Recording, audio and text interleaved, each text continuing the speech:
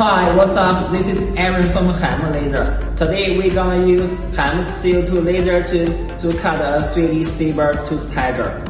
First of all, we upload the 3D saber-tooth tiger graphics to the cutting machine and prepare for cutting.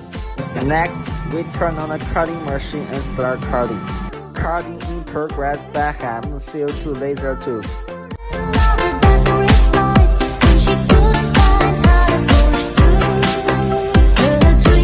Our 3D saber-tooth tiger has been cut, and the next step is to assemble it.